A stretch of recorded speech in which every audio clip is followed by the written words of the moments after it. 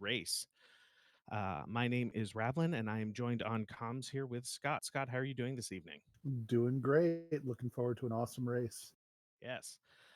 For those who do not know, this is a brand new open world randomizer for Final Fantasy VI. Um, and this is the gated mode where each character that you get will unlock a certain number of checks that you can do in the game to find more characters and espers. And we need to find 7 characters and 10 espers to go ahead and challenge Kefka in his tower. So, what do we have our racers going to first right now? It's looking like we've got an even split. Some people are going for that first character or check over at Gao's dad's house, which looks like it is Go-Go to start off. And the rest of them seem to be going right up the line and doing Lone Wolf right at Narsh, where they initially spawned in. All right. So at the beginning of the game, there are certain checks that are available, but Mog, Strat, and Shadow give us a couple of free checks to check immediately. One of them being that check at Gao's dad's house, where you recruit Shadow during Sabin's scenario. Looks like Zenobian is opting to go to South Figaro for some quick item checks before heading back to wherever he's going to go next. Finds an economizer really early. Ooh, Classy Badger, who went into Narsh to the Lone Wolf check, which is the one check that Mog himself opens up, just found an Excalibur in a chest. That's going to be a valuable find. Wow. Yeah.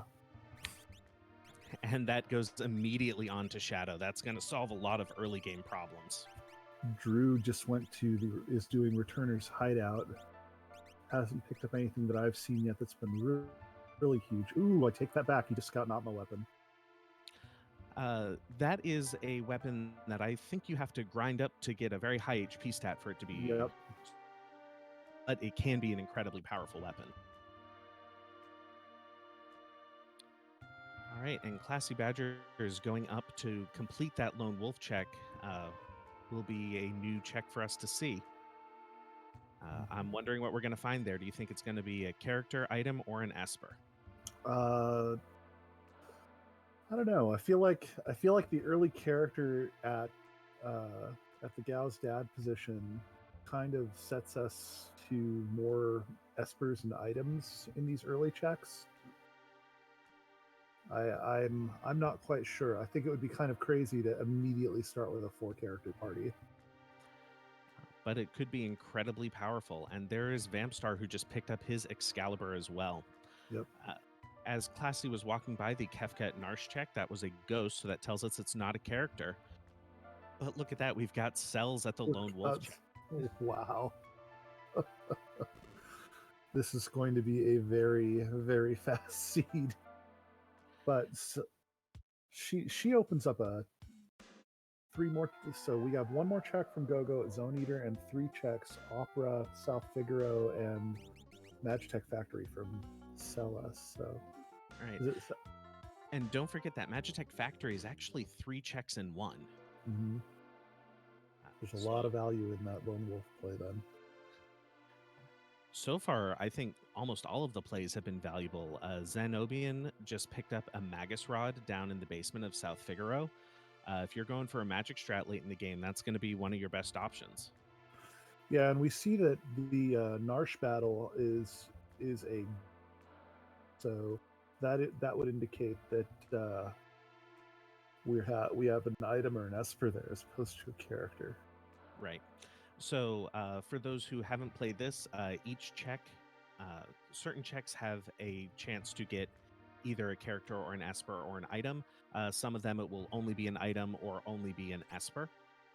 So if you go to a check and you see an NPC, either a ghost, a soldier, or a merchant, or Kappa, that tells you it's not a character there. It's one of the other options.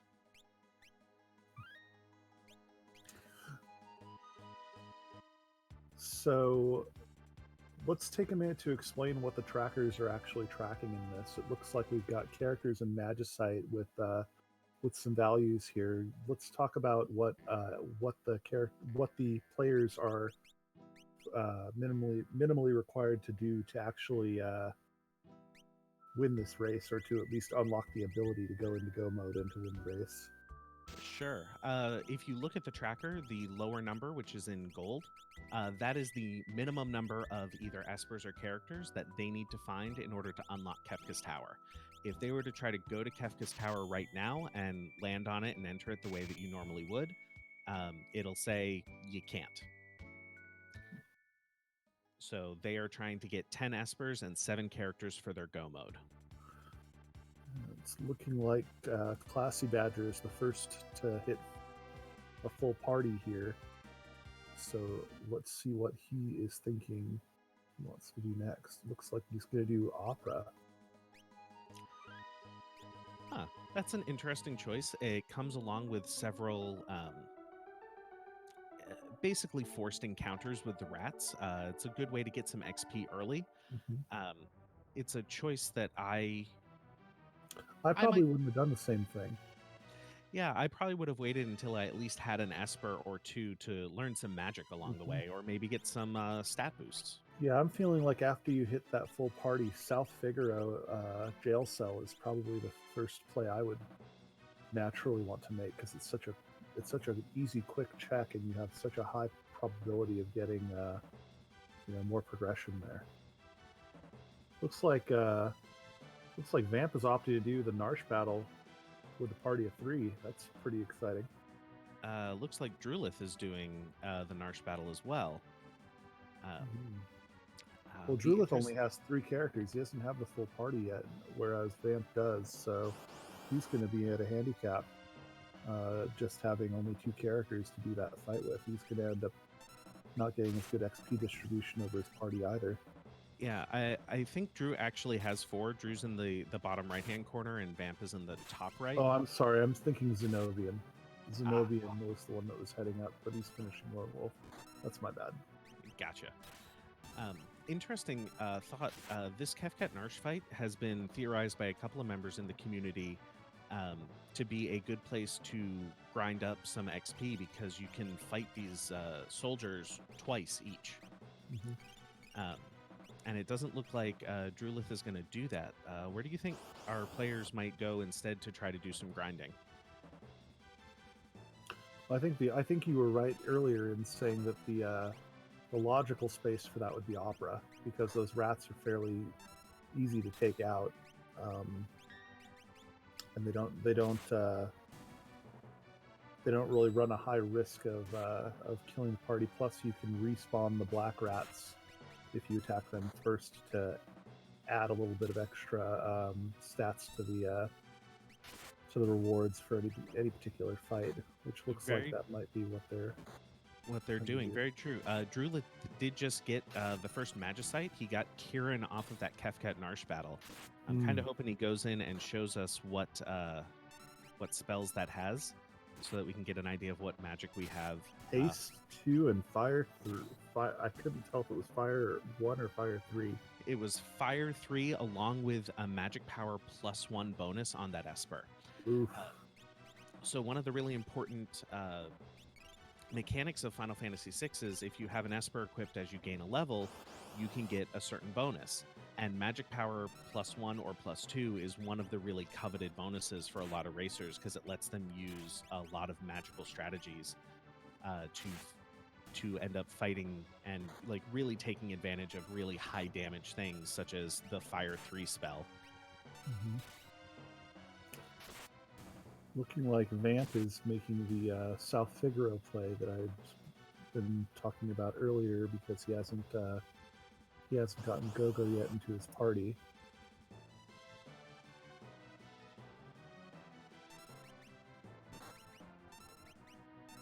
Yes. So the one concern I actually have with Classy doing that opera check and trying to grind up on those rats is that you're time limited. I always get nervous, even when I know I have plenty of time. That timer goes, and I start to get a little anxious about it. Yeah, that's true. Looks like Drulith is actually going and making the Opera House check as well, mm-hmm. and so is Vamp. It looks like we have a bunch of our players all converging in the same spot. Just going through and taking a look at what's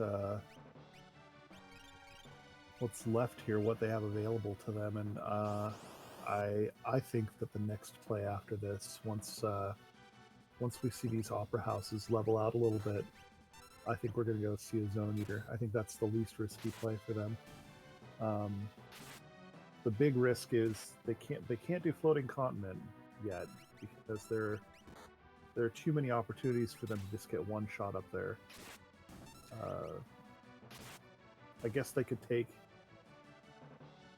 the. I don't know. I feel like the lead into the Ultros fight, they're going to get absolute zeroed by a Magicopter, and that'll be the end of them. Yeah, I would wait until I have a little bit better defensive options before I made the floating continent play. Well, But then sorry.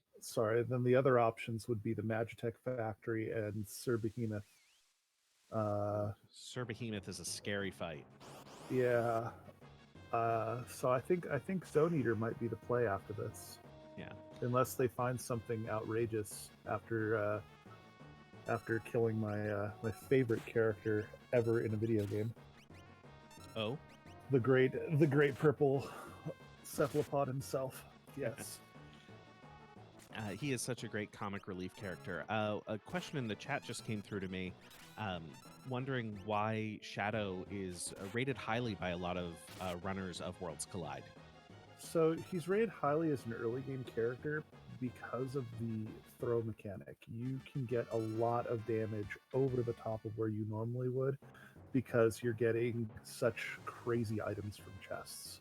So, you're throwing, you might be able to basic attack for only 1 to 300, but when you throw like the Magus Rod that Vamp picked up in South Figaro and it suddenly does 2,500 damage, it's kind of ridiculous.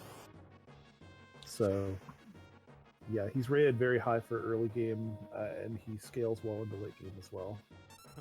And it looks like at the end of the opera is Realm waiting for us. We are actually getting characters in the seed fast and furious. Usually Yes, we with are. gating, it's one of those things that's what you're looking for, is you're looking for characters to Yeah, open up new checks. So Realm's checks are interesting. Realm opens up to a late World of Balance check at Esper Mountain, and an even later World of Ruin check at Owzer's house. And I guess if people wanted to do the Owzer play, they'd be able to check the auction house. Have we seen anybody check Thief in the Woods at T-Zen yet? No. Currently, Zenobian is going to do the Zone Eater play. But there's something I wanted to point out. Drulith went into that opera house with only Shadow. It looks like Drew is doing a plan where he's just going to grind up Shadow to be his main person first, and give Realm that Esper to up her magic power as well. So you can either try to grind up one person and then use that to drag everyone else up when you're finishing your grind, or you can grind 3 or 4 characters at the same time. I'm not sure which one's better at this point. I think it's kind of runner's preference. Yeah, I agree. I think it's just what people are going to be comfortable with at this point. The team that they found at the beginning it's such a versatile team. You can do so much with it so early. Yeah, I actually expect Drew to go do Owitzer's Mansion. I believe he really likes to do his grinding there, because if you fight all of the fights available to you at Owitzer's Mansion, you will get quite a bit of experience. It has become actually one of my favorite grind spots as well. Yeah, there are quite a lot of forced encounters throughout that entire dungeon, so it makes sense. And because of the location of the mansion, it also gives them an opportunity to pick up 2 Espers, if they've got enough money for them going in to the auction. And if you can convince the auction house to actually sell them. This is also true. I don't know about you, but I remember one seat I had where they tried to sell me the same Oath Veil 5 times in a row before I just left and said it wasn't worth it. Yep, and here he is grinding that night, grinding the paintings, just as you said. Yep. I mean, he's got the fire skeins, and he's gonna learn Fire 3 on Realm. So Chardanook, which is weak to fire, shouldn't be too much of an issue to bring down with those tools. That's true. We're about to see what is at Zone Eater, Mm-hmm. although he's going to go tease us with another chest first. I think at this point,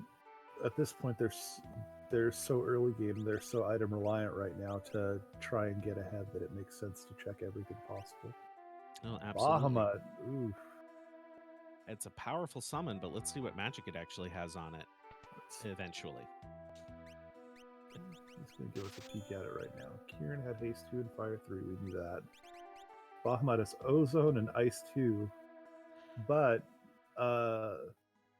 if used as an Esper, it's not too shabby for 1 mana to just use that to that damage to exploit. Shouldn't be too bad. I was going to say, it looks like we found an economizer along the way somewhere there, too. True, but it's not in play because otherwise Kieran wouldn't have been 10 mana. So I think Bahamut is actually a 1 mana Esper right now. Maybe my eyes just deceived me there. We did get an economizer. Oh, okay. It was in South Figaro. You're right, but I don't think it was equipped. These chests are stacked. Yep. Vampstar going into the Esper Cave check, which is actually a nice battle because with Realm, which you need to open the check, it's a free battle, assuming you can hit Sketch, which, again, I have missed 5 times in a row because that's my theme for this randomizer. Yep. It's also a nice check to see what's there before you get to it. That's true. And we saw a Terra, which Terra's actually going to open up quite a few spots herself. She's got more checks that she opens up than... I think the only one that's the same as her or close is Sabin. So that's pretty strong. Her and Sabin open 5 separate checks. I almost count Celis the same because the Magitech Factory is 3 checks in 1. That's and true. the same for Shadow and the Floating Continent because you got 3 checks as well. Right. So very, very generous start for where we're at right now. Vampstar is struggling a little bit with that Ultros. He just took down the Realm before she could sketch him. Often use his Mega Elixir just to get his party back up to stuff. Let's see if he lands a sketch here. There we go. Got it.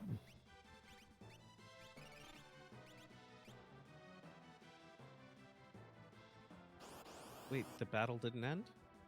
No. Huh. That's unusual. I have never seen that before. I mean, I suppose it's we've got a live bug, unfortunately.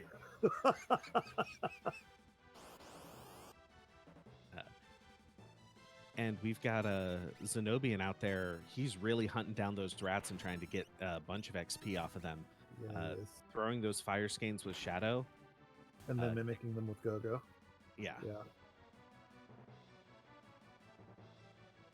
Oh, Marth brings up a good point in the chat. If that Ultros got stopped by the stunner knife, he can't actually, because his self-destruct there is triggered as a counterattack. And if he's stopped, he can't counter.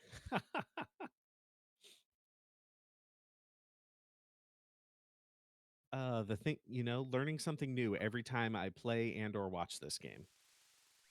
But now he's moving and using ink and other abilities, so he should try that sketch again and see. Yeah, I'm wondering if Vamp has just gone, oh, this is a bug, I have to deplete his HP, or if he's going to try it again. Drew is now going off That down might be it. to Oh, do. Oh, this might be a wipe for Vamp. I hope he's saved. yeah. Drew is taking those characters with Fire 3 down to the Tritalk spot. Oh, look at how quick that Tritalk went down with that Fire 3. Wow. Turns out Fire 3 melts a lot of ice. Yes, it does. See what it results in for him. This is one of the few spots that you know for certain it's going to be an Esper. Okay, I was unaware. Is this even randomized? Yes, it is. Dispel, warp, and reflect. And reflect.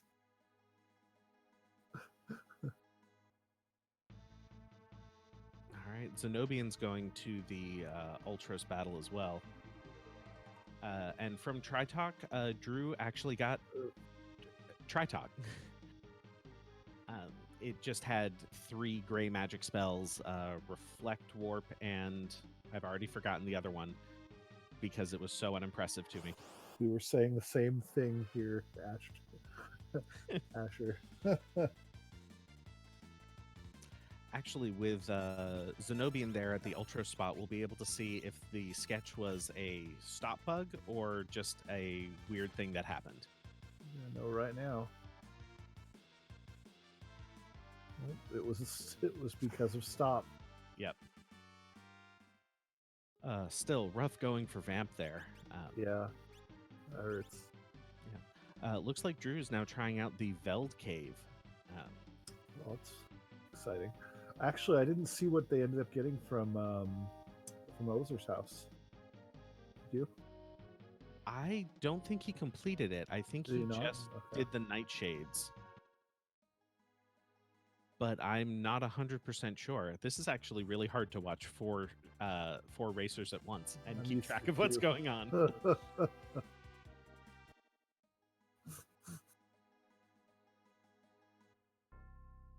Looks like Classy Badger's having a bit of a think about what he wants to do. Yeah, and Zenobian is going and looting the Imperial base. This is a great place that opens up once you have Terra. You can go loot this, and then you can also go to through the sealed cave and do the check at the end there, which is nice. There's a bunch of treasure chests along the way, and there's no boss at the end. And the Veld Cave yields looks like Setzer to me. If we can get through Sir Behemoth. Sir Behemoth is a scary boss. Yep. I don't know. I think that Fire 3 is going to do some work. It is, but that Ice 3 that Sir Behemoth cast did a lot less than I actually expected when I saw the animation going off, to be honest. Yeah, and Realm absorbed it, presumably because of some of the items that he's equipped her with. That's going to hurt. Looks like Classy Badger was trying to do the Serpent Trench, but you actually need Gao to be able to do that. Yep. Otherwise, how are you going to find the shiny? Yep. Looks like we've got the sealed cave being done because of that Terra find by Zenobian. This will be interesting to see what he ends up finding here. Yeah, it's always interesting to see how many of the levers people will actually pull in here to try to find different chests. I actually learned the other day with that right-hand switch next to where Zenobian is, that will spawn infinite ninjas. Really? Could be an interesting thought for a grind spot if you're in a pinch. They are weak to lightning. Interesting. Very, very interesting. I think that my next expectation of Drew here, looking down at what he's got, is I think that if I were him, I would go for the free check at Culligan Inn. Now that he's got Setzer on his team, that's such a fast and free check. I can't see him not doing that immediately after getting him. Right. That is a nice thing. There's a nice mix of checks Oh, here. unless he runs into Doomgaze. Oh, one of the dangers. But because he has fire, fire 3 might be the best tier 3 elemental spell to get if you're only able to get one. Yeah. Zenobian at the end of that sealed caves finds Strago. Strago opens up one of our other favorite grinding spots, the Burning House, Hmm. as well as Ebot's Rock and Fanatic's Tower. I would be very surprised if any of our racers actually went to Fanatic's Tower. If they go, though, they might just check to see what's up front and see if it's something really worth. But I couldn't see them. I What couldn't see them doing Fnax Tower for anything other than like a really high tier character. what characters are left? They've got the girls, they've got Shadow. I guess you're right. I was thinking maybe Saban or Edgar, but you're totally right. They wouldn't go for it at this point. Yeah. We're only 1, 2, 3, 4, 5, 6 characters off from having seen all of them at this point. Yeah, and looks like Vamp got through Ultros that time Yep. without a problem. Thing that I learned today, be careful about stopping Ultros in that spot Yeah. Kidding. because it'll just stop and nothing will happen, and that would be really unfortunate. Although it looks like Vamp has forgotten that he needs to walk out the way he came or use a warp stone to get out of this Right. Esper cave. Poor guy. I can't believe this Doomgaze fight's still going. Oh my goodness, it is. And Classy Badger is still fighting Sir Behemoth as well. I got a little confused there because he did a dance with Mog and the background was different. Threw me off there for a second. Yep. Looks like he got through. Did we see what Esper he got there? He ran away with Realm. Ah. Realm luckily was absorbing all those Ice 3s as HP. And Ooh. And Classy takes a wipe to Sir Behemoth. That Veld Cave is not an easy fight, and with the other characters I have and the other checks available to me, I would probably be trying to fade that check for a while. Yeah, and Sir Behemoth being able to whip out a Meteo after he switches sides and is back attacking you is gonna be rough. Oh, we're gonna see the Tizen Esper here. It is Shoat. So when you're doing one of these seeds, Scott, is there any particular espers you're looking for? Not in terms of what magic you can learn, but in terms of the esper itself. I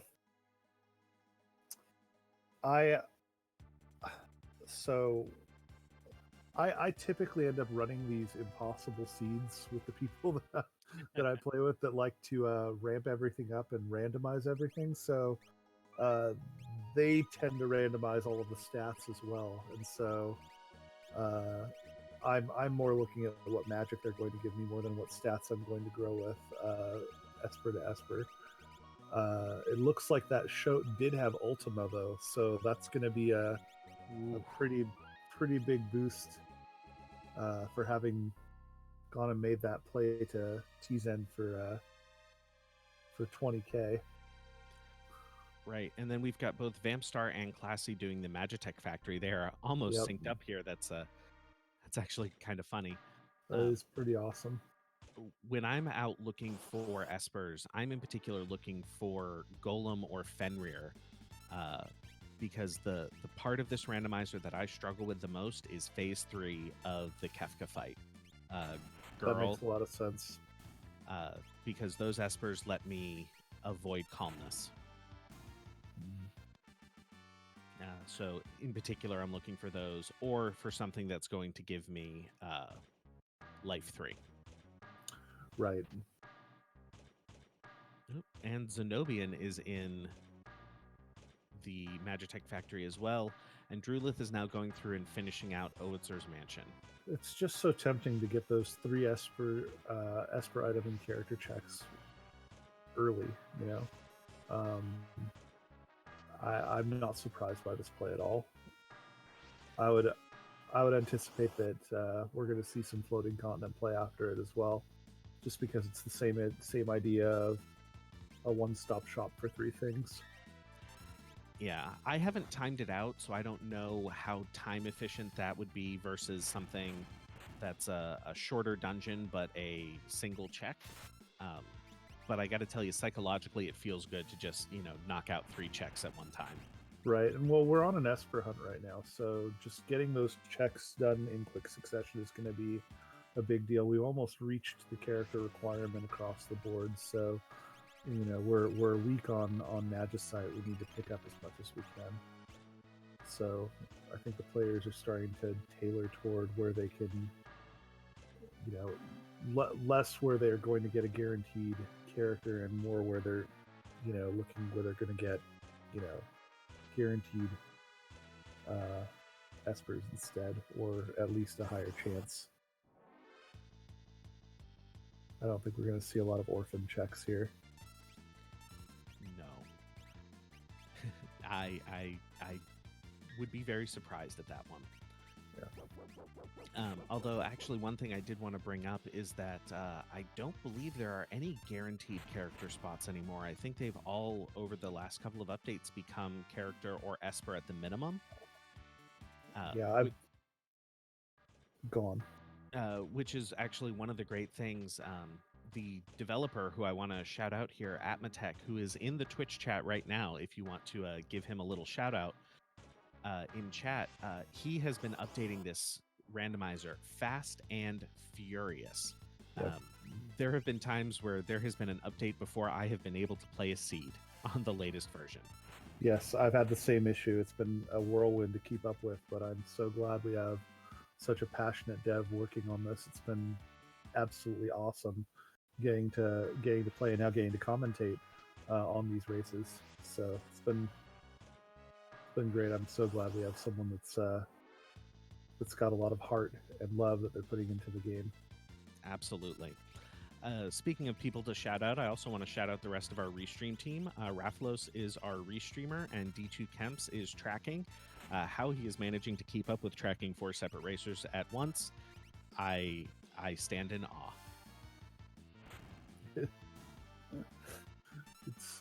It's hard just to be able to look at what's going on at the 4. I can't imagine actually being able to derive something from it. And he's doing a great job. Yep. So both Vampstar and Classy Badger are through the Espers fight. I missed what Esper they got as a reward there. I'm pretty sure that's always an Esper now. But they are headed up to that number 24 fight. Not a fight that I've actually had many issues with during this randomizer. Yeah, I think that the fact that you can still always fight him is kind of a gimme. It's not like his big brother at the top of Fnatic's tower by a long shot. A long shot. Also, the fact that non-elemental damage gets through his barrier change, like if you end up getting like a flare or a meteor, you can just spam that and kill him regardless of what he decides he wants to be able to absorb. Right. Drulith is down in the Chardanook fight. One thing to note about this fight is that there are 2 sides of the painting. There's the girl and the demon. Don't hit the girl. Only hit the demon. You won't get very far if you hit the girl. That particular fight, to reference another game, there was a release for Final Fantasy XIV, the MMO, that came out last year, where they're paying homage to classic fights in the Final Fantasy series, and they reimagined the Chardanook fight as a raid, and it was so well done, and so I just have a special place in my heart for this particular fight because of that raid, and because of Realm being one of my favorite characters from Final Fantasy VI. Yep. Looks like that number 24 battle does give us Bismarck the Esper. and Hmm. it looks like they got Seraphim before. Bismarck gives Ultima at 16 learning. 16. You Ooh, know what? I should really stop rolling these seeds. I'm just altogether too kind with them, apparently. man. And Ozer's Mansion gives us an Aura Lance, another, high tier item that's useful for whoever's going to be able to put it on. Yep. Looks like Vamp is the first into the escape at Magitech Factory. So we'll be able to look to see what he is rolling with in just a moment here. Yeah, and now I'm going to curious to see where Drew goes from here. I really think that one of them is going to be doing. Well, I'm not sure about Drew, but I really do feel like after Factory, we're going to see a floating continent play. Now he's doing the Colligan check.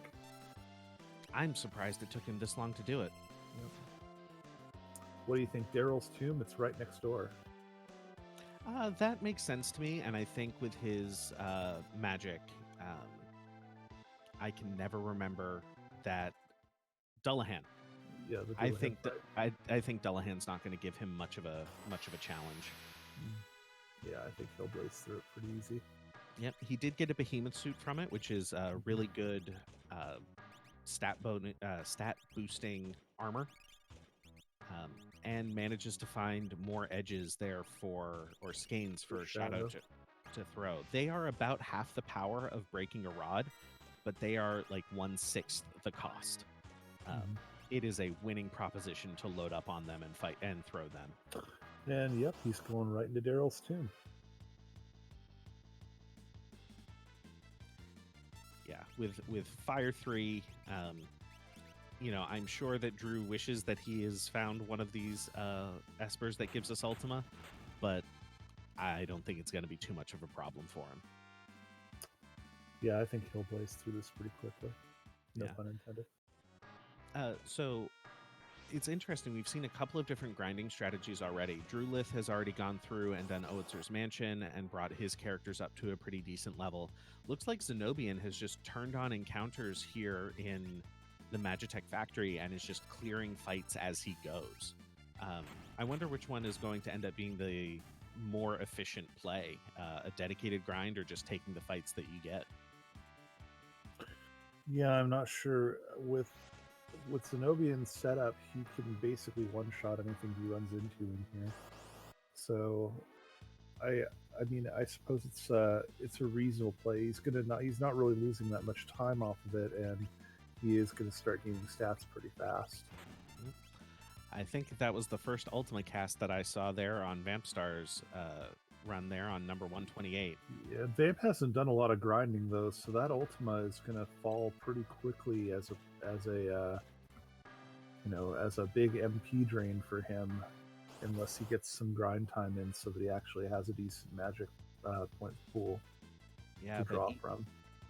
But even just one cast, even when it was only doing 1400 HP, that's so much damage compared to the level of the boss. This is another good time to mention that we have boss scaling turned on so that the bosses are scaling to the level of the highest member of your party. So Dullahan is not going to be at the level that he is in the vanilla game. He is going to be at the level of the highest member of Drew's party.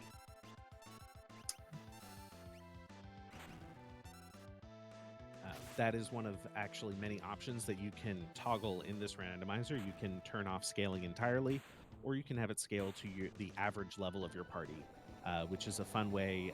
You could do something like grind one character up to level 60 and then bring a bunch of level 3 characters in and, face roll stuff.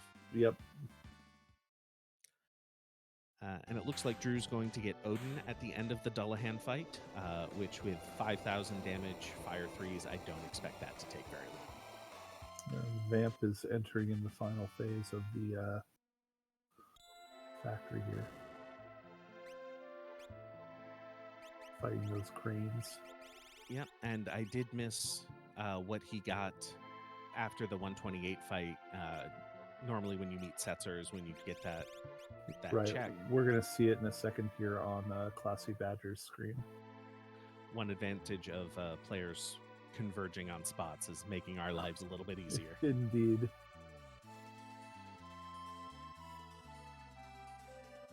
All right, so Drew's figuring out where he's going to go next, and so is Vamp. Vamp is... Looks like he got perhaps Stray. Yeah, looks like was picked up. That is the Esper that I have not seen before, and we'll get a little confirmation here right from Classy. Yep, it was Stray, which gives Ice 3, I believe I saw, which Yes. is an absolutely reasonable spell to have. I think with Ice 3 and Fire 3, there really isn't much in the game that you can't burn down. All right, where is Vampstar going now? Oh, has he not checked Gao's Manor yet? I don't think he's gotten Gao. There he is. Oh, he's going to be kicking himself for that later. And getting a little shopping done along the way. Ooh, these cranes are getting the better of Classy Badger here. The Cranes has always been a frightening battle, from vanilla to this randomizer. If you don't, because I don't know about you, but I can never remember which one absorbs lightning and which one absorbs fire. Right. I know it's one or the other. So I always forget that. It's one of the few fights that I can think of where Runic is actually really clutch. Absolutely can be. So yeah, and see, so now he's using it, so he'll do fine. He'll get through it without a problem. Yep, and he's using those ninja stars for extra damage over the regular shurikens. Should burn that down pretty quickly. Looks like Vamp is going back to Narsh. Maybe to do that Kefkat Narsh battle. I think he's going to check the monster in a box right now. Oh, no, he's not. I was really excited for a moment. Free heals. Watch him get like 3 pugs or something crazy. He's got Terra, so he might be doing Welk. Actually, I find Welk to be a super obnoxious fight, especially when it gets scaled up. Oh my god, Drew found Dukegaze again. And he finds Umaro at Welk. So Umaro is a character that I actually have a little soft spot for. I like him. What do you think of Umaro as a character here? I like him a lot, and I actually think that for positioning-wise, you couldn't find a better character in this spot. Once he takes down Welk, he can go and do Umaro's one check, and go, fight Sasquatch. I think he'll have to switch over to the World of Ruin to do it. Oh, you're right. You're right. I'm wrong. Yeah, and I think Classy just went back to Serpent Trench again. Maybe he doesn't realize that you need Gao on your team. Anyway, but I find Welk to be a very obnoxious fight because the head keeps going away. Because it's the first boss in the game, I often think that it's a very easy fight. But when it scales up, it actually has a lot of HP because it's expecting you to be in Magitech armor. I see. Looks like we got another Esper, Phoenix, which had both Flare, Emerton, and Vanish on it. Thank you, chat, for helping us keep up with all of that. And the other thing with Welk is that I never want to do AoE damage to it because then I'm getting gigavolted. Yeah, by the shell. Or megavolted, so. Ugh. And we sure do. We have that Classy Badgers going up top to the floating continent. Nice. They'll be the first one up there to see all 3 of those checks. And there was that absolute 0 that you 100% predicted. It is the most devastating thing to get hit by. And it comes out of nowhere during these stupid fights with the Spitfire. One of the things that a lot of players don't realize going in is that he may think, oh, I'll just res my party and heal up after I'm done with this fight. Not the way it works. You can't open your status screen until after the Ultros and Chupon fight at the end of this encounter. So everything has to be done inside of the encounter. And it looks like he's tried to give up here. He just tried to hit himself with Shadow and somehow missed. Yep, Vampstar's up there doing the Kefka Narsh battle. Yep. As you predicted. And then we'll have to see where Zenobian is headed, because Drew looks to be doing some shopping, trying to... I think he's going to get the... Has he not gotten the Celeste jail cell check? I am not sure. But looks like Zenobian is joining Classy up in the sky for that first Sky Armor Spitfire fight. Let's see if it's a little kinder to Zenobian than it was to Classy. I think he's got enough HP that he'll survive it. I think that Classy might have made the grind a little bit. Yeah, that's an interesting thing here, particularly in this game. Magic damage scales linearly, but your physical damage, if you grind up, will scale exponentially because of the way the particular damage formulas work. So just getting a few levels, if you're being walled by something like an absolute zero, will give you enough HP to just tank your way through it. Yeah, and it looks like Ultima's going to make short work of anything that they run into on this flight up for Zenobian. Yeah, and Vampstar is then using the Kefka Narsh battle there to get a little grinding done himself, which he desperately needed at this point. Yeah, I find this interesting. I've done a lot with run a lot of free enterprise myself, and there you tend to not want to grind until you're closer to the end of a seed. But I have found in my running of Worlds Collide that it works a lot better to do at least some grinding early, just to get your feet under you. Well, the damage formulas in free enterprise, to me, they make item prioritization even more important than character prioritization at the beginning of each seed, and that's not necessarily always going to be the case in Final Fantasy VI. So it's a different ball of wax. Yeah, it was just something I had to unlearn to play this one.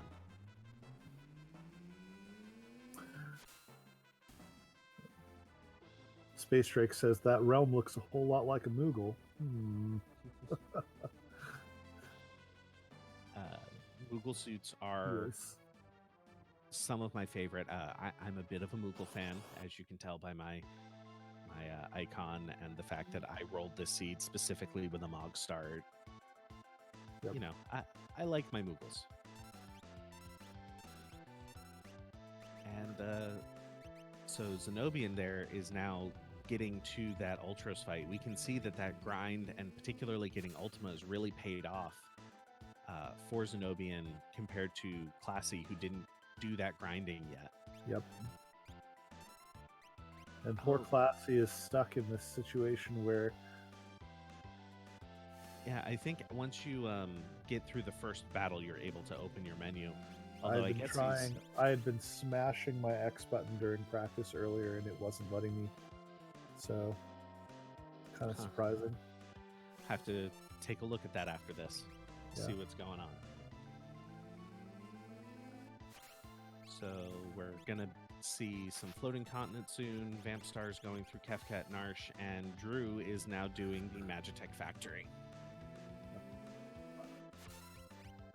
He's gonna get sneezed off the ship pretty quick after this Ultima spam that we're about to see. Ultima and mimicking Ultima. You know, it is one of those... part of me really likes Ultima as a spell when I'm a runner because it solves my offense problem. Yep. But as a commentator and a spectator, I feel that Ultima spam is a little less exciting than some of the other possible strategies. Yeah. Yeah, I'm with you. I'm one of those people who likes rolling the dice. I like looking for like Genji Glove offering as my main way to go. But by the same token, the way the seed was rolled, it was entirely possible that there would be no way to get Ultima in the seed. Yeah, that's true. So, rando's gonna rando. Yep. And Zenobian's going to show us that first floating continent check, and it is an Esper. And one of the things Atma has done is Atma has moved some of these theoretically possible missable checks to places where you literally cannot miss them. So instead of being where you usually find Shadow face down on the floating continent, he moved it in the way so that you have to pick up the check in order to move on. Yep. Which is a very nice little quality of life change for runners. So now there's no way that you can accidentally miss a character or an Esper. Because once you complete the floating continent, there's no going back. Yep. It's a one shot deal. I find it interesting that he's choosing to continue to grind through the floating continent. Well, we'll have I guess to see when you're Ultima Economizer Mimic, you kind of can do whatever you want in terms of stat building. Yeah, and we'll have to see what level he is next time he opens his menu and see what level he wants to get to. About what level do you usually find yourself comfortable to go take on Kefka's Tower? Oh, I'm usually in the like 30s to 40s before I actually get to the very end of Kefka. I think you could probably reasonably start in the mid 30s for Kefka's Tower if you're not intending to complete, if you're just intending to dip. But I want to be in that 40s range before I start fighting the actual last fight, if not higher. I usually find myself to be at least 30. A couple of times when I've had really stellar gear, I've gone in at like 25. You're a braver man than I. Or a dumber man. It depends on how it goes.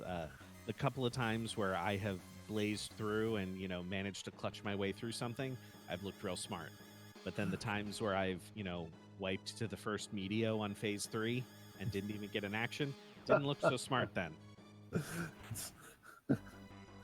Well, these are the risks we take.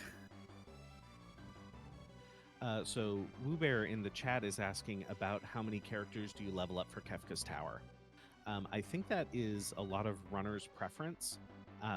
Some people do 3, some people do 4. I was actually theory crafting a little earlier that it might be worth it to level up 5 to have a backup character in case someone dies while you're going through Kefka. Yeah, I think I typically like 5. It can be a bit of a pinch to have 3 for me. 4 would be the bare minimum. Yeah. I like to go with 5 though, because I like having that backup. Yeah, I was thinking that I did a seed the other day where I ended up with just Shadow for Kefka. Oof. And was really, well, I had Shadow and 3 characters at level 3. I don't think they counted. So I was really wishing at that moment that I had thought to grind up a 5th character just to have a little bit of backup there. Yeah, at least you had Shadow. Shadow managed to clutch it out using 5 elixirs and 3 X potions, but he made it. All right, Zenobian is getting us through that Atma fight. Let's see what is there. I think this is a check that can be anything but a character.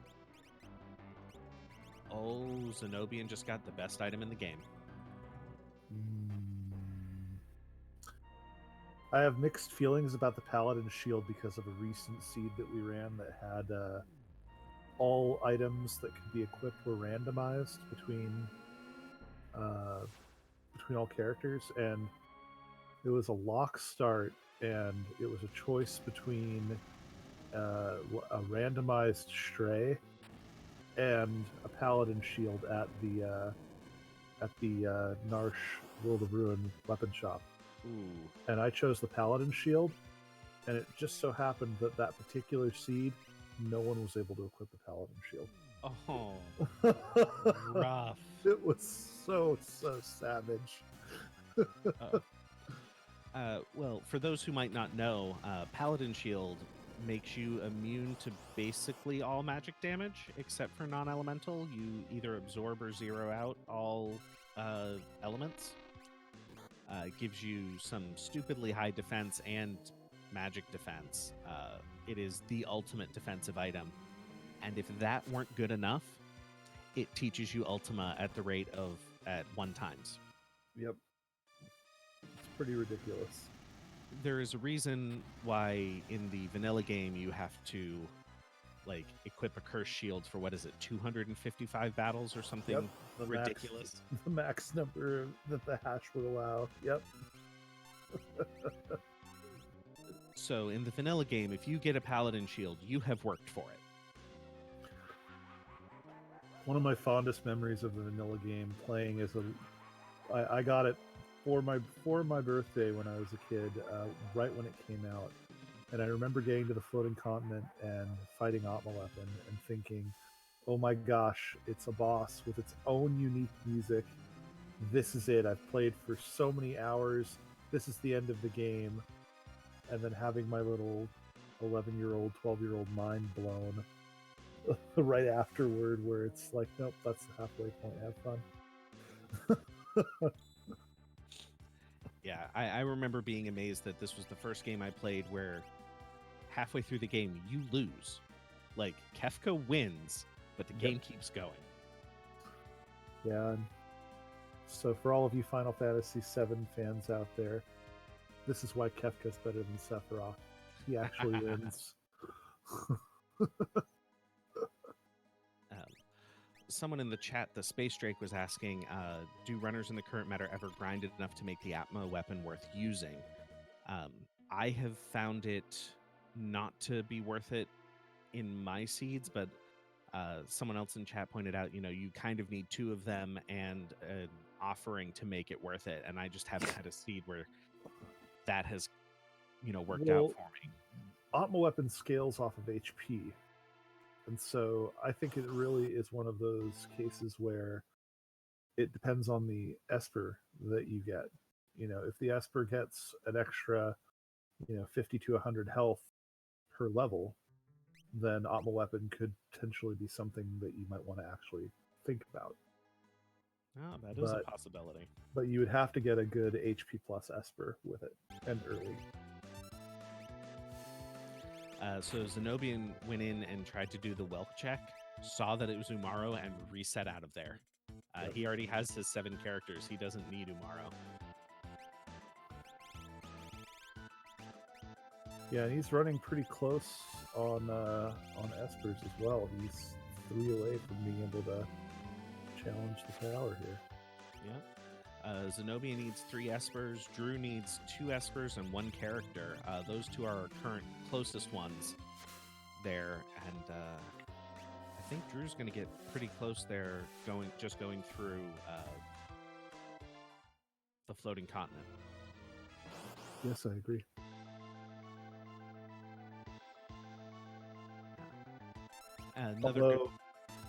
Go ahead. Where's he at in the floating continent? Oh, he's just starting. Okay, sorry. Yeah, he'll get close. I think he gets to 9 there. Gets to 9. We're actually getting pretty close, and we're only an hour in. This seed has been incredibly generous. Yes, it has. There have been other seeds run on this exact same flag set that the only progression was Sir Behemoth. And you would have to figure out how to get through that with only 2 characters. Yep. So I filed this under Rando's Gonna Rando.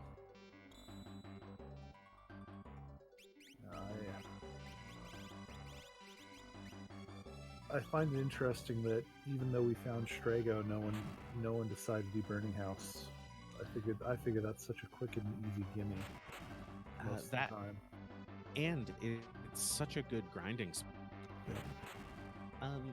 I'm not sure we actually have played enough Seeds Skeeter drums to know what a typical uh, run is. I would say an hour and a half to 2.5 hours.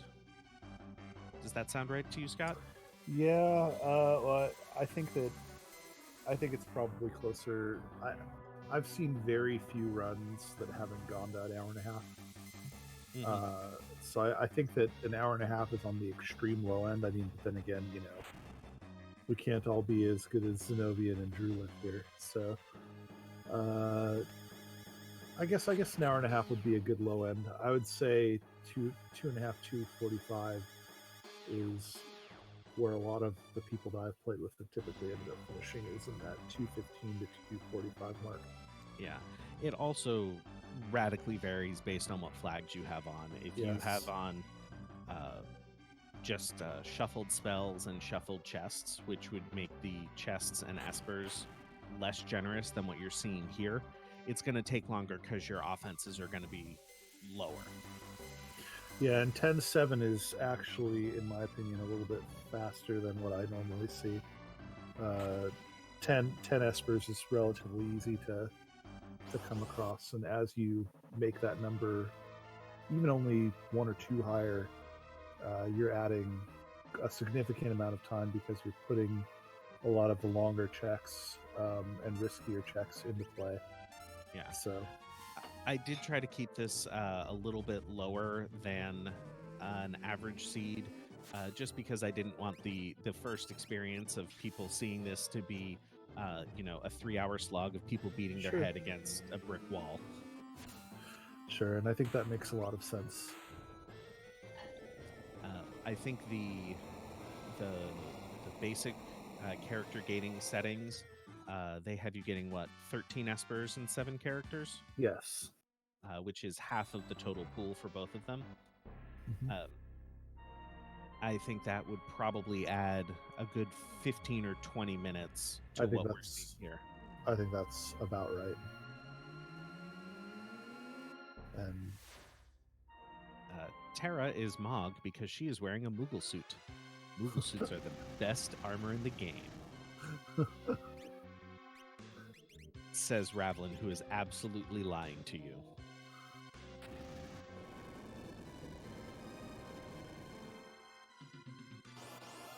And let's see. So I do notice that Classy did bail out of the floating continent, and is now doing the sealed cave in the Imperial camp. Sorry, the Imperial Asher base. Asher asks an interesting question. He says, "Fascinating seeing Zero taking fights without the Moogle charm while walking through Narsh, World of Ruin. Is this a common strat now?" I don't know how common it is. Um, there has been some discussion in the Discord, which, by the way, folks should join the Discord if they like what they're seeing, um, about what is better. And there have been people who have been theorizing that just take off the Moogle charm, take what fights you can as you go, might be the way to go. And I am going to link the website for this randomizer in the chat. There's also a link to the Discord on this randomizer, which Martha also shared. Please, we invite everyone who is watching to come join us in this community. So far, I have found this community to be incredibly kind and helpful. I hope that it's been the same for you, Scott. Oh yeah, definitely. And there are plenty of people that are always down to do races, or to just, if you're new to it, and are just sort of looking to get your foot in the door, understanding character gating and routing and things like that. There are plenty of people that are willing to do like cooperative runs where you guys share knowledge and a seed together. We do that a lot in my little gaming group, and of course, anybody that's interested, feel free to look us up. Drew picked up Fenrir somewhere that also has a X zone on it. Yes, that was an earlier find. I think most of our runners have that Fenrir. So that Fenrir is going to be really good for fighting Kefka, Mhm. for stage 3 to avoid calmness. but also that X zone. If they find Cyan and somehow need to fight Rexol, that X zone will be useful for that. Yes, so Although one I'd be shot of that fight. very surprised to see that. Mm-hmm.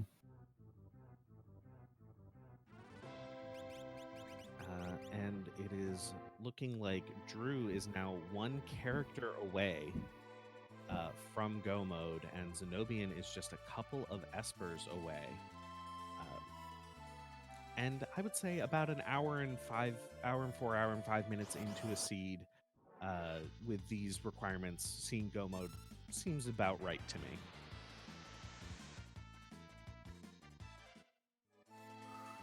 Looks like he's banking on Zone Eater as being his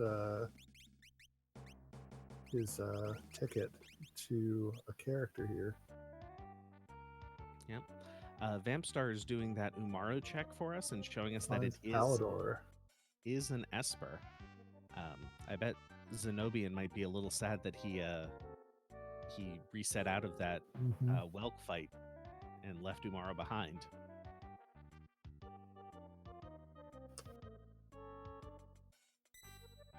And as Woobear in the chat says, getting that Doom Gaze, I think, was really advantageous for Drew. It was an Esper that none of these others have gotten. Yeah. Wait, did Drew finish the fight? Yeah. One of them ran from it. Drew actually fought Doom Gaze twice. Got the it. first time he ran away, and then he encountered it again. Got it. I didn't see what the Esper that he got was. I missed that one at that time as well. So Zenobian there is going to pick up Setzer. I actually think even if you're only looking for Espers, picking up Setzer is worth it just for the really easy Kolaghan in check after. Yes, I agree.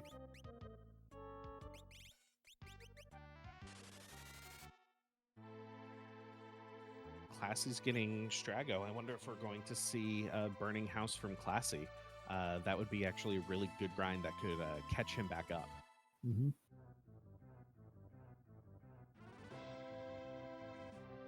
And so Classy's actually at 8 characters tracker. We just saw.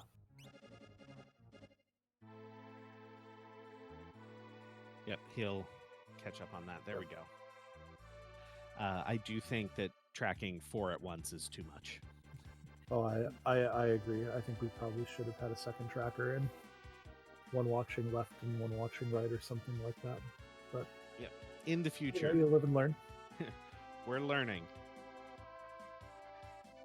Drulith is now at 11 Espers. He just needs that one more character, and he can't find them. with Welk right here, I'm sorry, I'm looking up at Vamp. You're right. He's just looking for that one extra. I wonder what we're going to see.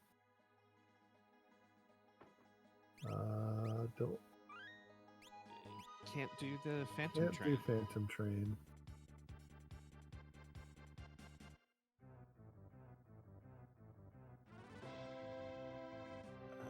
Is Classy doing? No, for a second I thought Classy was going to do some Imperial base grinding. So the Imperial base there, you can go and talk to the soldiers, and you'll get those 4 commandos. Mm-hmm. That's a pretty decent fight to grind because they're weak to lightning, and you can clear them out really quickly. Yeah, I before the character gating, I would always go to the Imperial base right at the very beginning and loot the basement. Mm-hmm. And now it's gated by Terra. So if you walk in without Terra in your party, it'll say, we really do need Terra to be able to do this. Yes. And it'll send you back out. So all of my strategies had to be revamped. Yeah. So interesting thing to note, the character gating is relatively new here. And one of the things that I really like about the character gating is that so much of it was done very cleverly. In that way, the Imperial base there will do the same thing in vanilla if you try to go there without Terra. Right. It's going to kick you out. a lot of the character gating was done in almost vanilla ways. If you try to go to the burning house without Strago, do you know what stops you? Isn't Burning House triggered by you using the inn? It is. So wouldn't it just send you out like you just were at the inn? Like no difference? Nope. Or Instead of being 1 GP per night, it's 10 million, which is more than you can have. that's wonderful. So it looks like Zenobian is fishing for espers in the auction house, Yeah. not having a lot of luck there. Yeah. Classy is giving us a burning house check, and Drew is just fishing for characters. It looks like he's not really sure where to go next. Spending some time in that character screen, I think, trying to figure out what checks he hasn't done yet. And I'm actually trying to remember. So he didn't get Terra. Where did we find Terra? Oh, in the Esper Cave. There was Esper Cave. Oh, it's such a quick check, too. I wonder if he's going to remember it. Well, he had his cursor hovered over Realm for a second there, so I think that he may be thinking about those checks. To answer another question from chat, auction RNG is different in that all of the RNG in this has been modified from the original. That is one of the features that Atma added in, a flag that you can toggle to change the RNG, so things like Joker Doom aren't possible. Well, it is possible, we just don't know how to manipulate it. There we go. Looks like Drew's on the right path now.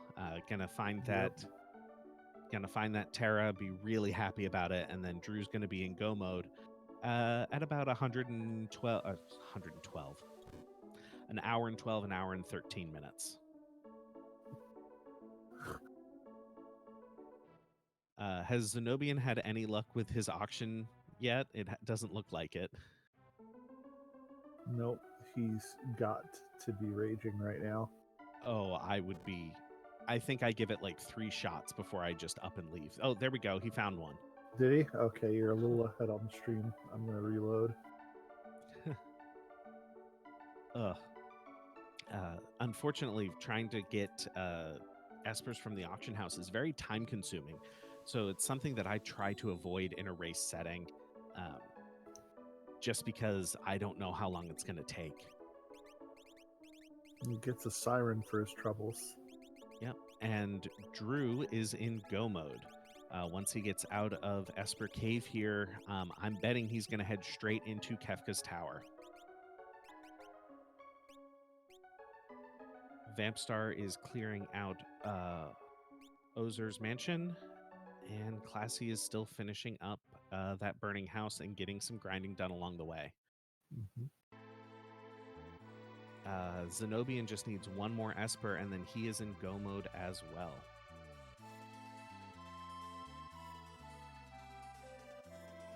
Or it might be possible that he is there. We're just miscounted what Espers he has. We'll see what he does here in a second. So when you go into Kefka's Tower, Scott, do you have a particular strategy or plan? Yep, it looks like Zenobian's in go mode too. Yep. So they're both heading in at the exact same time. That's going to be really tight. We've got a bunch of racers that aren't on stream right now that are also probably getting ready to head in anytime too. So it's going to be interesting to see how close we end up getting. And as to your question about strategies for Kefka's Tower, I think it's more or less for me, take my main party, pile them up with my best characters, and then clap Moogle charms on the other two, and then try and race my way through one side, and then I distribute them for my second run. I'll pull them out and then go in a second time, which is probably not very efficient, but it tends to be what I'm most comfortable with. Interesting. I haven't actually done a double dip strategy like that. I'll have to give it a try sometime. Mhm. I typically do what Drew does, where if I've ground three characters, I split them among the three parties, and then usually give them a Moogle Charm Mule to go with it. That makes sense. And these racers are actually clearing out a lot of these chests that they find along the way. Um, any of these chests, they're all randomized, so you could find another Paladin shield in one of these checks. Hmm.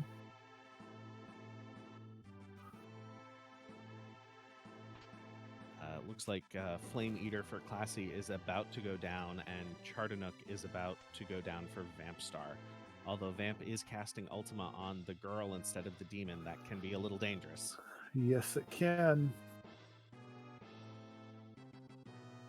All right, Classy Badger has made his way through the Flame Eater. And did Zenobian just jumped out of the Kefka's tower? I wonder what his plan is. Does he not feel ground enough at level 32-ish? Maybe he, in fact, doesn't have all 10. No, he has to have all 10 Magicite to be able to get in. Because he was in. I think so. Perhaps he thinks he needs to grind just a little bit more. Possibly. It's also possible that Esper check has been moved to the Doric Guardian, because in full clear seeds you can the last Esper could be on the 8 dragons. Oh, that's a good point. I'm not 100% sure, because I don't think I've actually gone into Kefka's Tower without all of the Espers except for 100% seed that I did several versions ago. Hmm. Another interesting thing that Atma has done is that he has removed the ability to skip the Inferno and Poltergeist fights. He's removed that particular glitch from the game. I don't know about you, but that meant suddenly I had to learn how to do Inferno and Poltergeist. Yeah. Yeah, it was the same for me.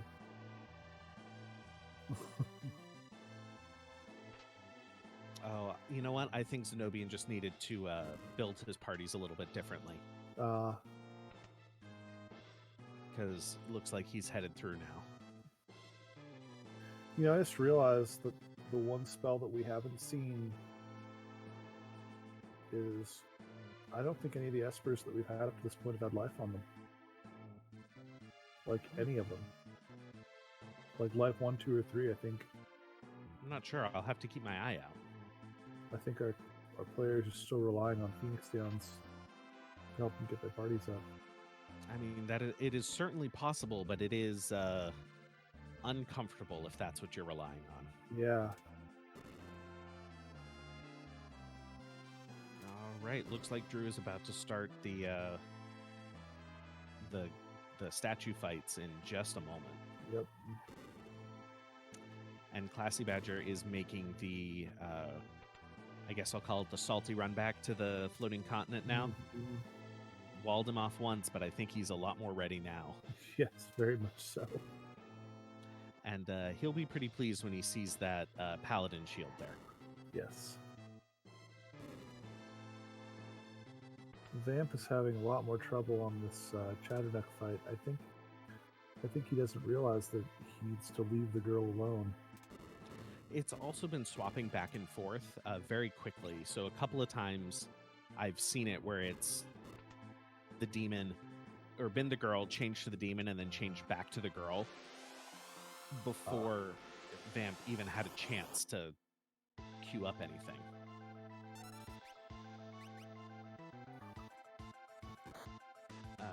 So I did notice that one person in the chat Mina has mentioned that they're unfamiliar with all of the checks.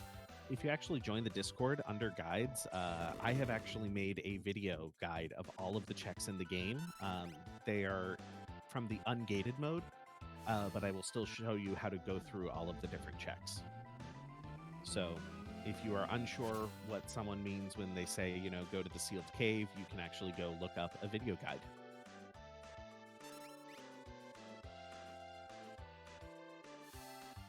Just something to bring up. Have you seen any particularly good chests here in Kefka's Tower? I've been watching and I haven't seen anything yet. Drew just made short work of that Guardian fight. Look, it was nothing. That was a very quick and very easy fight for Drew. Wow.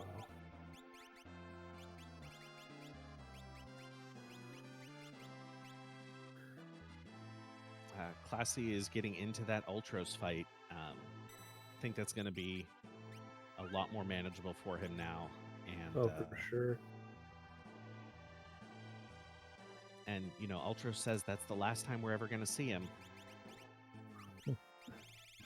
I don't know if I believe We'll see about that. Vamp did get through the Charnock fight, though. I bet he's really happy about that, although less happy to see an Aura Lamp. Yeah. I wonder if he'll stop at the auction house on his way out. Maybe he only needs 3 more espers. I'm not sure. So you can get up to 2. Yep. Not sure how I'd feel about I mean, it's just like fishing. You're already there. You might as well drop your pole or drop your bait in the water and hope that you catch something. Nope. Instead, he finds a red cap. It's savagely bad. Drew is now working his way through Doom, and Zenobian is really not far behind at all. No, it's not. Just getting to that Guardian fight himself. This is actually really close between the two. And I have to say I'm really happy about such a close race with our first community race going on here. Yep. And I'm also watching the Discord to see if we get anybody that's also off stream that might finish around the same time. That is true. There are, I think, at least an equal number of people who are not being restreamed as there are being restreamed. So. Yep. Oh, looks like Vamp has gotten an Esper here in the auction house. It paid off for him.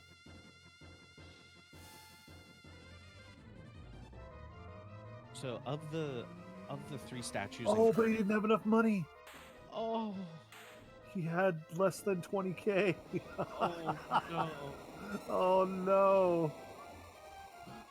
Oh, that's the worst. Oh. If it were me right there, I would not go back to the auction house. I would be so salty. I would just leave, pretend it never happened. Everyone was on vacation. Move on with my life. Exactly. Auction house isn't a check anymore. That's savage. So it looks like Drew's doing a little bit of Paladin Shield shuffling to make sure that he has characters protected. Doom has never been one of the statues I have trouble with. Goddess occasionally, but Poltergeist is one that gives me trouble sometimes. Pain in the butt. I wonder if we're gonna see Vamp jump onto the raft. Looks like he's lining up for it. It's got everybody. It would certainly be a check that we haven't seen yet, and could be one of those vital espers that he needs. I do have to say that this seed has been backwards compared to most of my experience with character gating, where characters have been the thing I was looking for, not espers. Right. Normally the characters are the commodity, and espers just they're everywhere. The practice seed I was running earlier, I had 5 espers before my first character, and my first character was not in a happy place. So, when I was rolling up the seed and picking the flags, that's what I was expecting to happen here. But so Zenobian just got through Poltergeist, and Drew is now on Goddess. Goddess can occasionally give you trouble, but I'm pretty sure Goddess has lower HP than the other statues. Yes. So I'm usually less worried about it. And with that realm hitting quad 9s on Ultimas, Yeah, she's going to make pretty quick work of that thing. It really is. Marth's 100% right. Goddess is pretty much a DPS race. yeah, if she gets to Quasar, you are going to be napping and unhappy about it.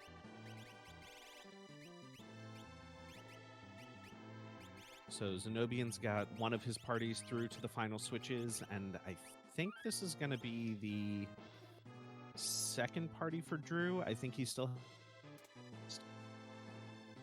I think Zenobian already did Poltergeist. I think he needs to do just Goddess. Right. So Zenobia needs to get through Doom and then Goddess, but Drew needs to get through Poltergeist. Poltergeist, that's correct. So it's probably what you just said. I'm just hypnotized by what's on my screen right now. Right, and Classy is making his way through the floating continent, found a monster in a box. Wasn't particularly bothered by it. Classy now has plenty of levels and is strong enough, I think, to make his way through anything he needs to. Yeah, I agree. And now that Marth has called Poltergeist the fire chicken, that is all I will be able to think of. So thank you, Marth. You have now named Poltergeist fire chicken in my head. Yep. And that's even more appropriate because he is fire elemental. Gotta love it.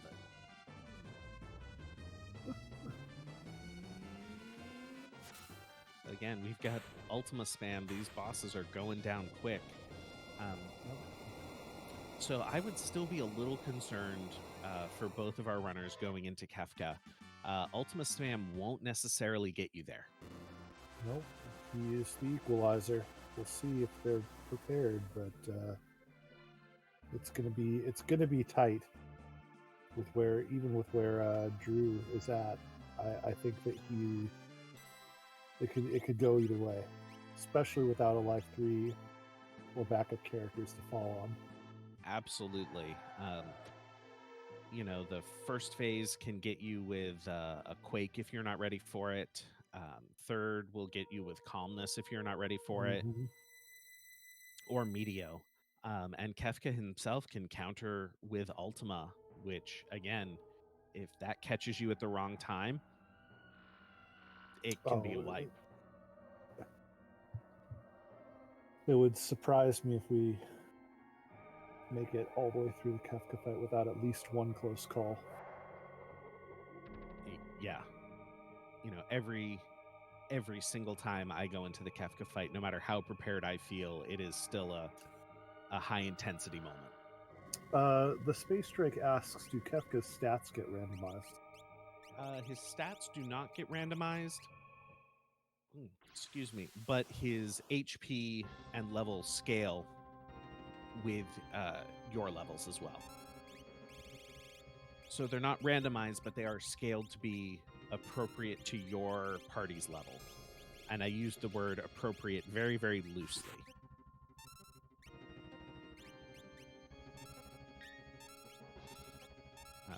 Because I'm actually not 100% sure how non-HP stats scale with the scaling as it is right now. I'm not sure either. So interesting. I see Drew here. I think he's trying to kill off the parts of this boss one by one instead of all at once to avoid that quake counter.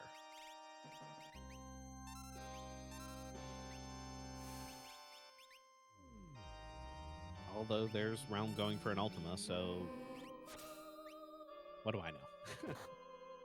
Although he did kill the head first, so he will avoid the quake. Yep. I do remember one thing that surprised me on this first phase that I had forgotten was that it can turn you to stone. It can I petrify forgot you. that too. I haven't had that happen in any of my And runs that and I've done lately. that is an awful way to lose your best Oh character. gosh, yeah, it is. It looks like Zenobian's going to do the same thing and hit the face first. Try to avoid those quake counters. Which in another one of my practice races that I was doing, I was on floating continent and I forgot that Atma weapon could random status affect your whole party, Ooh. and I ended up getting hit with of my 4 characters, 2 of them were zombified and one of them was turned to stone in one move. And I just went, oh, perhaps I should have come a little stronger. Yes.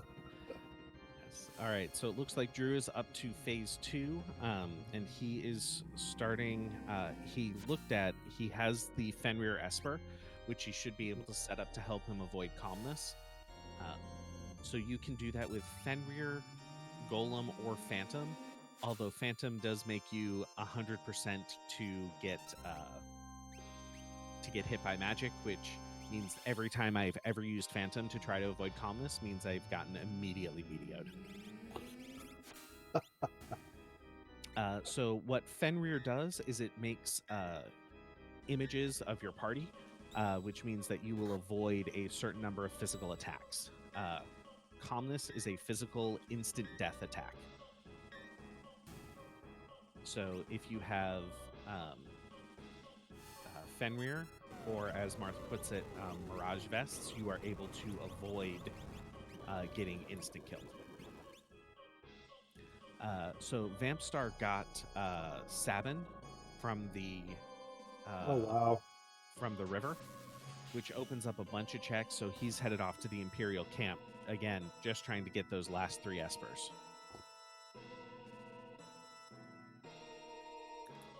Drew is on to phase 3. Phase 3 is where most of my runs have gone to die. Zenobian is right on his tail too. This is going to be a within minutes, dot duns, assuming nothing goes wrong. Thank you, Woo Bear. We do our best to try to keep everyone up to date on things, especially since this is a new randomizer. We want to answer as many questions as possible. And Vampstar did get a good Esper there. He got Crusader at the Imperial camp, which makes him, just 2 Espers away from go mode. Yep. It's almost like we have 2 separate races going on at this point. We've got the Classy Badger versus Vampstar and the Zenobian versus Drulith race going right now.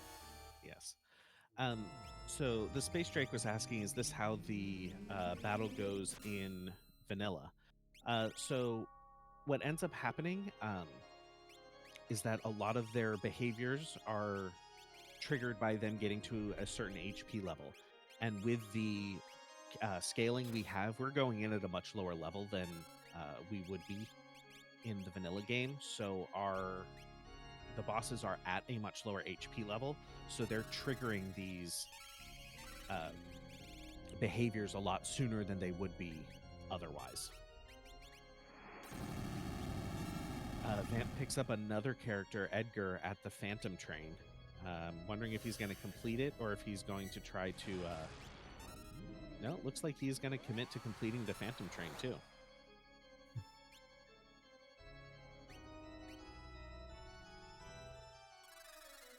All right, Drew has put up his Fenrir, which means he is going to try to kill the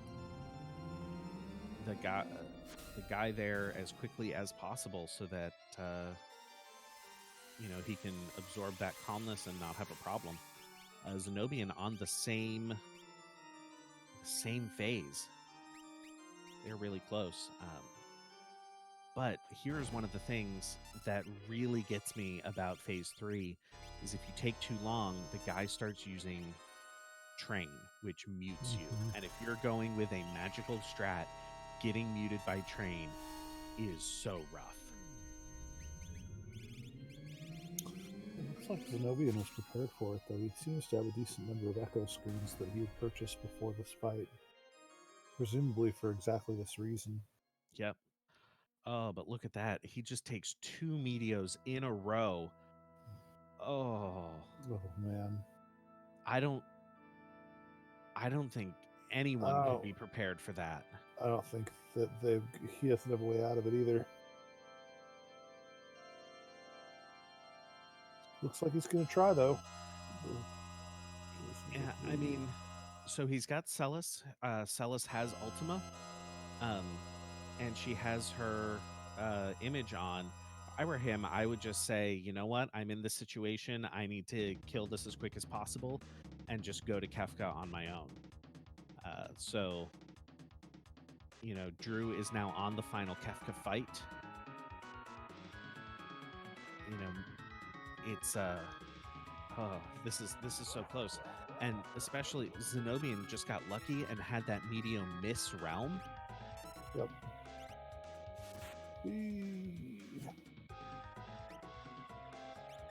So seriously at this point, I would just, have him.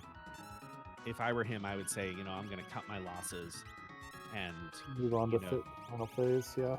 yeah, just take the characters I've got and just go, because you're fighting against this Meteo is just going to be a losing battle.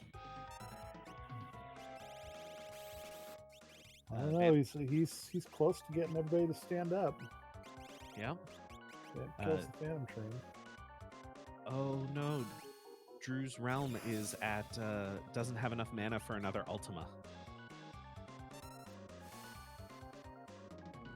And there we go. Drew is done with a final time of 1 hour, 36 minutes, and 39 seconds. I'm going to see if he can come in here for an interview. Wow. GG's to Drew. That was quite the show. Incredible. And Zenobian there is going up to the final Kefka fight himself.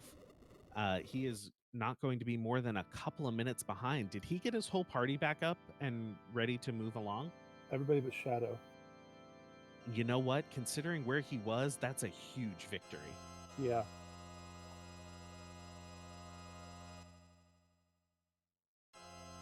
That is such a huge win for Zenobian. Yeah.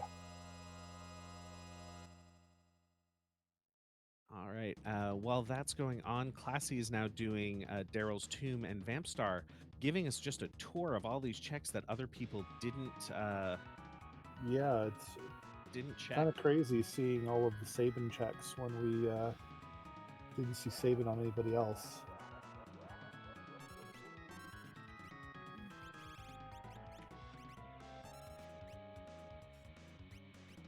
All right, and I will have Drulith joining us here for an interview. Drulith, GG, well played. What a show. How do you feel? Really nice. I'm feeling kind of stupid, actually, after I forgot about Esper Mountain for a really long time. I was just kind of running around like, what am I missing here? Like, is the seed, like, glitched or something? Or... Yeah, we definitely saw that pause where you were just sort of going through your characters going, all right, what checks do I have in this one? No, that's done.